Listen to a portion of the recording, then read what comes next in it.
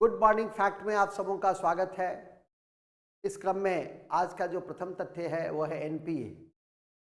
ये non performance asset तो bank में काफ़ी बड़ी समस्या के रूप में है।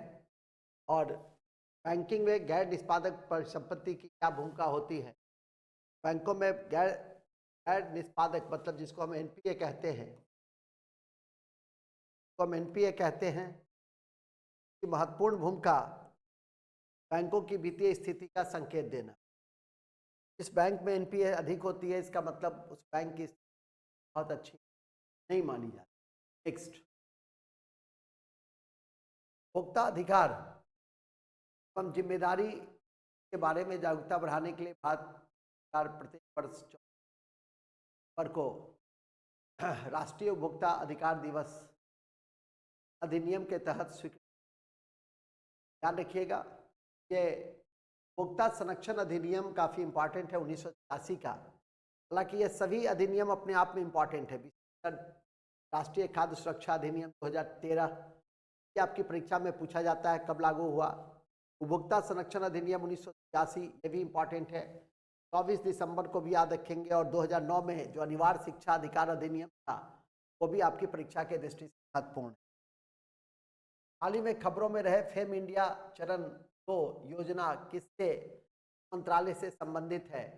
तो फेम इंडिया सार्वजनिक उद्यम मंत्रालय से संबंधित है, ध्यान में रखने का प्रयास करेंगे। उद्योग कुष्ठ रोग के संबंध में निम्नलिखित कथनों पर विचार कीजिए। कुष्ठ रोग रोग के रूप में जाने जाते हैं। रोग के रूप में हेंसन ने खोजा था तो जाने जाते हैं। और दीर्घकालिक संक्रामक रोग हैं प्रकार के बैक्टीरिया माइकोबैक्टीरियल लेप्रेशन के कारण होता है। और ये बचपन से लेकर और जवानी बुढ़ापे तक सभी इससे संबंधित ये दोनों क्वेश्चंस इंपॉर्टेंट हैं। समय समय पे जब इस तरह की बीमारी चर्चा में रहे। हाल ही में खबरों में रहे पांद वन्यजीव अभ्यारण्य किस राज्य में अवस्थित है। तो पोंग जब रहेगा हिमाचल में ही रहे। हिंद महासागर नौसेना संगोष्ठी के संबंध में निम्नलिखित कथनों पर विचार करें। यह एक स्वैच्छिक पहल है। इसका उद्देश्य हिंद महासागर क्षेत्र के राज्यों की नौसेनाओं के बीच समुद्री सहयोग को बढ़ाना।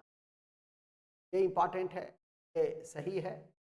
IONS का उद्घाटन 7 फरवरी 2008 में बैंकॉक थाईलैंड में आयोजित किया गया था, गलत है। इसलिए इस विकल्प में हिंद महासागर नौसेना संगठन का उत्तर में केवल एक सही है, जो ध्यान रखें।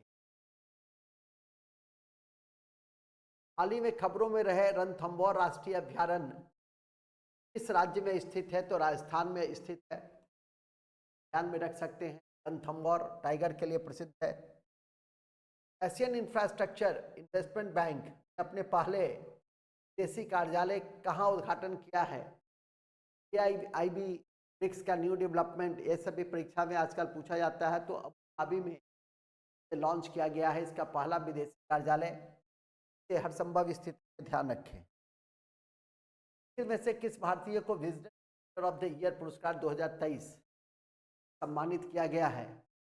हरमनप्रीत कौर को पुरस्कार से सम्मानित किया गया है। तो ये काफ़ी इंपॉर्टेंट है। विजडम पुरस्कार सम्मानित पुरस्कार माना जाता है। पूर्व में गावस्कर से लेकर कपिल देव, सचिन तेंदुलकर इत्यादि को प्राप्त हो चुके।